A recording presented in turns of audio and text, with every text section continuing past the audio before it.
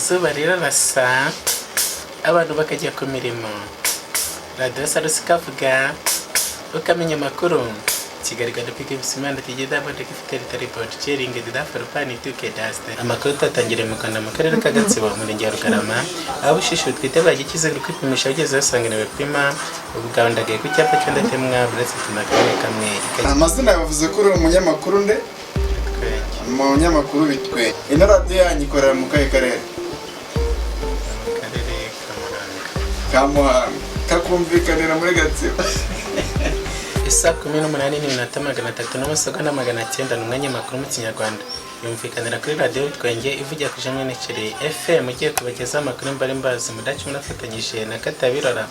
Amakuru tatangire mu Rwanda mu karere ka Gatsibo umurenge wa Rugarama aho shishu twite bagikize kwipimisha bageze basanganiwe pima ubugandagaye ku cyapa cy'ndatemwa buretse tumakane kamwe ikageza iwabo mu ndatemwa netsuvuye cyane byo mu 15 ukozwe mu giti kinini cya kanuka rudawo nini rudamada 5 icyarimwe urishishikaye mu kunzavu ko indikana n'igitiri cy'isabune bityo ikaba ishyira ku gateke kamwe. Ikiramuruzi mu karere ka Bukungu imibu yakoze imyigaragambyo aho yari imyeganigiro kabasize ubuzima kemeje sima afite na bijoma ko kugira kubatabara akaba yishingogoye mu irimbi ry'akanwa. Mu karere ka Manga mu ntara y'Amajyepfo ndetse Rwanda rukora amasuka mu isoko y'inyanya.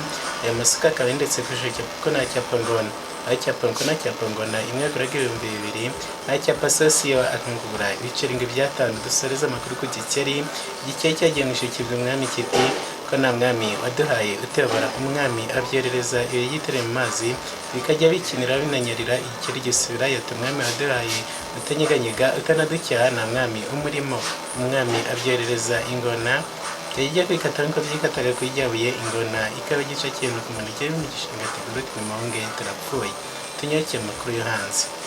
Ministeri y'abantu mu gukora imitasi damu byatsi bya pasiparumu muri Amerika barimo gwanya amashashi bafatanye mu neshashi ministera kuri computer akagurukana nayo mweshize ande nigiye kuri telefone abagore bose ati ko mujyana ngira byara mu cyumwana gimusizo wanyu kana twitwara remo twasiza amakuru tutagejeho amatangazo.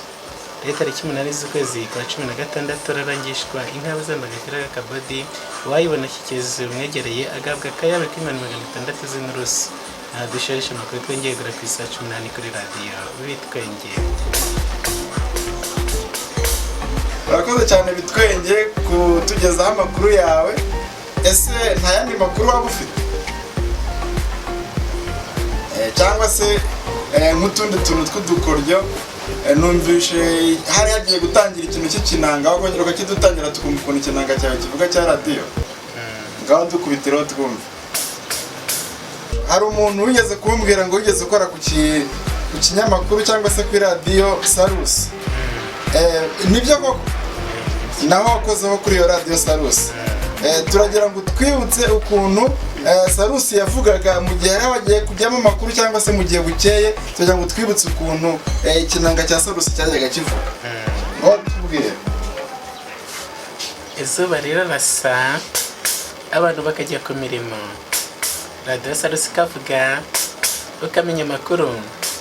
Kurikira amakuru kwa Desoro saa 12 ikinyamakuru izuba rishya nakundi tugitangiye nuko tugitangiye meperi kingaye kandi bidisumene cyao. Kigali gadupika ibisimanda tigida bote kifiteri report sharing the farpani tuke daste na mi for ticket sharing manga tiche ya torengeste na for pitoni welcome mwana kingi manga tiche ya dollar for me you at chatting guest for pande no raki inakom. Sabitwe ururimi ukoresheje muri kinyamakuru cya Sarusi ni ururimi rw'ikinyarwanda, ni icyongereza, ni ikiyapani, n'uruhe rurimi? Icyongereza. Iki ni icyongereza. Urakoze cyane. Mbese ukora no mu kinyamakuru cyandika mu rurimi rw'icyongereza? Sawa, urakoze cyane.